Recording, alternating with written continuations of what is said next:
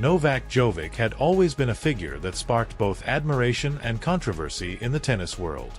His razor-sharp precision on the court and relentless drive for greatness left his opponents in awe, and his critics desperately searching for flaws. But off the court? Oh boy, when Jovic spoke, the world listened. Especially when he decided to dive into matters of principle or those hot-button moments that hit a little too close to home. So, when Carlos Alcaraz made some eyebrow-raising comments, remarks that many saw as a not-so-subtle jab at Jovic, the media frenzy kicked off faster than a Grand Slam final. For weeks, Alcaraz had been hailed as the future of tennis. Young, insanely talented, and oozing charisma, he had fans eating out of the palm of his hand. But then, boom, his latest remarks, whether intentional or just a case of foot-in-mouth syndrome, ignited a wildfire of heated debates across social media, press conferences, and tennis forums. See, in an interview, Alcaraz had casually talked about the old guard of tennis, how some players were stuck in outdated ways of thinking about competition and sportsmanship. No names were mentioned, but let's be real, the Jovic comparisons came in hot and brutal. The internet wasted no time dissecting every syllable, and suddenly, the tennis world was buzzing with speculation. At first, Jovic stayed quiet. Not a single word. But you know how silence works in the media. It only fueled the flames. Was he pissed? Did he see Alcaraz's words as a direct challenge to his legacy? Commentators were having a field day, with some arguing that Alcaraz was trying to flex his dominance over Jovic, not just on the court, but in the entire narrative of modern tennis. Others chalked it up to a classic generational clash, an old-school champion facing off against a young star with a fresh perspective. And then, Jovic finally broke his silence. But he didn't just throw out some half-assed response on social media. Nope. He went big. He chose a primetime TV interview with a top sports journalist. The setting? Pure cinematic genius, Monte Carlo, with clear blue skies stretching behind him. Deliberate choice? You bet. Nothing screams I'm chill as hell more than a serene backdrop while the world loses its mind. Sitting across from the journalist, Jovic radiated calm confidence. His sharp eyes carried a mix of patience and restrained intensity. Then, with his signature composed tone, he finally spoke. "Let me be clear," he said, voice steady but firm. "I have immense respect for Carlos. What he has achieved at such a young age is remarkable, and I genuinely believe he has the potential to be one of the greatest of all time. But respect is a two-way street, and sometimes, when you're young, you say things without fully understanding their weight." The journalist leaned in, sensing the magnitude of the moment. Jovic continued, "I've been in this sport for over 2 decades. I've played against incredible athletes, lived through the highs and lows, and witnessed the evolution of tennis firsthand. This isn't about clinging to the past or holding on to outdated views. It's about recognizing the sacrifices and principles that built the foundation of where we are today." His words didn't just hit home for fans. They sent shockwaves through the tennis community. This wasn't just Jovic defending his legacy. It was a deep reflection on the generational shifts shaping the sport. But Jovic wasn't done yet. Oh no. During the same interview, he dove into the philosophical side of tennis, something he rarely does in public. "Tennis is more than just a game," he mused. "It's a mirror of life. You face challenges, setbacks, and moments of triumph. But what defines you isn't just your victories, it's how you carry yourself through it all." And for someone like Carlos, who has the world at his feet, I'd advise him to be mindful of his words. They can inspire, but they can also divide. As expected, the press went wild. Analysts, pundits, and armchair experts had a field day breaking down every single sentence. The internet exploded with takes ranging from "Jovic just schooled Alcaraz" to "Nah, this is just a misunderstanding." One thing was certain. Tennis wasn't just about who dominated the court anymore. The battle for its soul was just as intense. Some media outlets hailed Jovic's response as a masterclass in diplomacy, while others slammed him for taking Alcaraz's words way too personally. Meanwhile, Alcaraz himself was in damage control mode. Wasting no time, he fired off a clarification on his social media, insisting that he had nothing but admiration for Jovic. "I have nothing but respect for Novak," Alcaraz wrote. "If my words were taken out of context, I sincerely apologize. He's an inspiration to many, including myself. Nice try, kid." But by then, the saga had taken on a life of its own. The internet wasn't buying it. Was his statement genuine? Or was it just a well-calculated PR move to keep his golden boy image intact? Some even speculated that Team Alcaraz had strongly suggested he issue an apology to avoid further backlash. Jovic, however, wasn't about to add more fuel to the fire. He knew better. Instead of diving deeper into the drama, he shifted his focus back to his foundation work, because real impact happens off the court. At a charity event in Belgrade, surrounded by young athletes and their families, Jovic dropped some wisdom. "It's easy to get caught up in the noise," he told the crowd. "But what truly matters is staying true to yourself and lifting others up along the way. Tennis has given me so much. It's my responsibility to give back." Mic drop.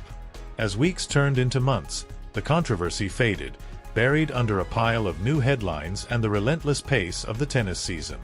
But the incident left a lasting impact on both Jovic and Alcaraz. For Jovic, it was a reminder of the constant scrutiny that comes with being a freaking legend in a sport where younger players are dying to take your place. It was also a lesson in the power of words and the massive responsibility that comes with fame. Behind closed doors, Jovic reflected on it all with his inner circle. "It's not about being right or wrong," he admitted. "It's about standing by your values while staying open to dialogue. If Carlos and I ever sit down and talk, I hope we can find common ground. After all, we're part of the same story. We're just writing different chapters." Meanwhile, tennis kept evolving, as it always does. But the Jovic-Alcaraz saga remained a defining chapter, a reminder of the messy, complicated relationship between ambition and respect in a sport that demands everything from its players, both on and off the court. Jovic's words, though measured and deliberate, peeled back the curtain on the emotional weight he carried as one of tennis's most polarizing figures. Behind the calm exterior and polished rhetoric was a man fully aware of the narratives being built around him. He wasn't just fighting for trophies.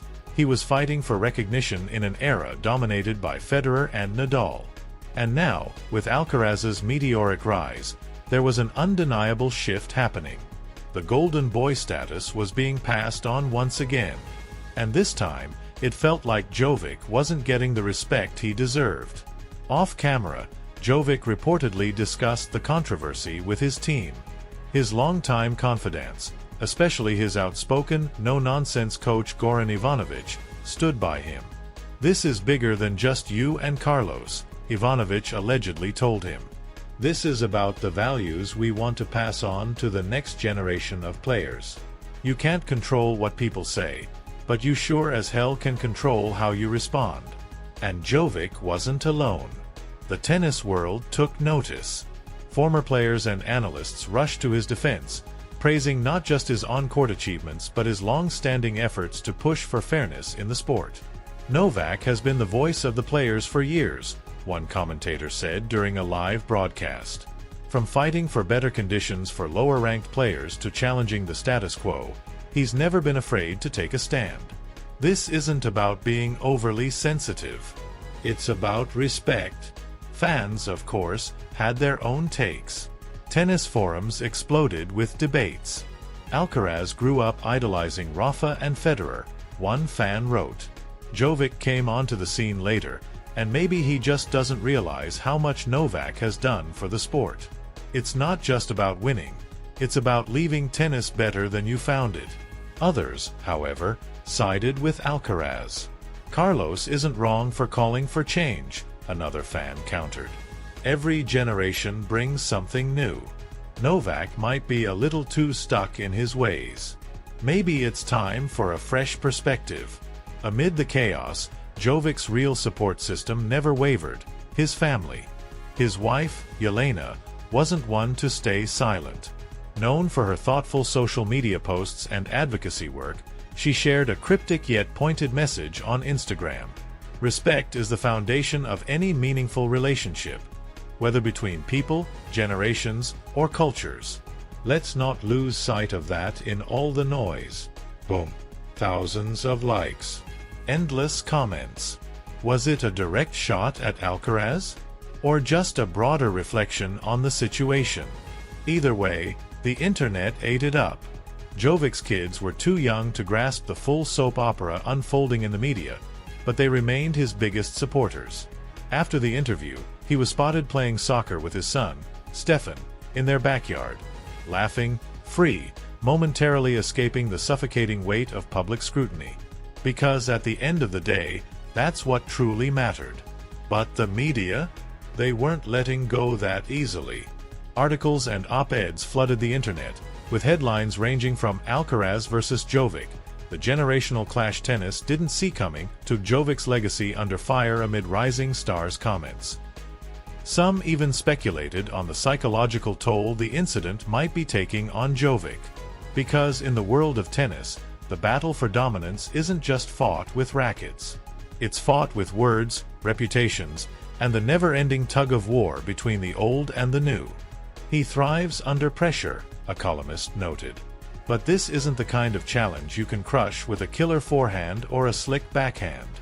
This is about perception, and that's a game no athlete fully controls. While the media storm raged on, Jovic's foundation saw an unexpected spike in donations. Fans rallied behind him, pointing to his dedication to education and child development as proof of his character. And then came the moment, a gut punch of pure wholesomeness. During a school visit arranged by his foundation, a boy, no older than 10, shyly approached Jovic, clutching a hand-drawn picture of the tennis star holding a trophy. "You're my hero," the kid murmured, eyes wide with admiration. And for once, Jovic's game face cracked. A rare, unscripted moment of emotion flickered across his usually composed expression. It was these encounters that reminded Jovic that his influence stretched way beyond the white lines of a tennis court. "At the end of the day, it's not about proving anyone wrong," he later confided to a close friend. "It's about staying true to who I am and what I stand for. If I can inspire even one person to chase their dreams or believe in themselves, then I've done my job." Sure, he played it cool in public, but those closest to Jovic knew how much he really pondered the whole fiasco. Meditation became his go-to refuge, a daily ritual that kept him from losing his damn mind in the chaos of professional sports. In those moments of stillness, he searched for clarity, not just about Alcaraz's comments, but about his own role in the ever-evolving tennis landscape. Should he step up and actively mentor the younger generation, bridging the obvious generational gap? Or should he just let his legacy speak for itself and trust that time would eventually paint the full picture of his impact? Deep down, he believed Alcaraz was a hell of a player. The kid had talent, no doubt. But whether he truly understood what it meant to be a professional in this sport, that was a different question. The controversy also reignited discussions about Jovic's complicated relationship with the public. Unlike Federer, with his effortless grace, or Nadal, with his endearing humility, Jovic had always been, well, a bit of a wild card. Passionate as hell, occasionally polarizing, and unapologetically himself. To his fans, that made him real, authentic, raw, relatable. To his critics, that same fire made him divisive. He wasn't the polished, PR-friendly star they wanted him to be. He was himself, and that was enough to rub some people the wrong way. As the tennis world continued its never-ending cycle of speculation and debate, Jovic stayed locked in on what truly mattered: his principles. "Tennis is a sport of discipline and respect," he told a group of young players during a Q&A session at a local academy. "It's not just about the matches you win. It's about how you carry yourself, how you treat your peers, and what you leave behind for those who come after you." Simple, but powerful as hell. For Jovic, legacy was never just about records or trophies. It was about the values you instilled, the lives you touched, and the mark you left behind. Not just as a player, but as a human being. So yeah, the whole drama with Alcaraz had sent shockwaves through the sport. But in the grand scheme of things, it had only reinforced what Jovic already knew. He wasn't just here to win matches. He was here to make a damn difference.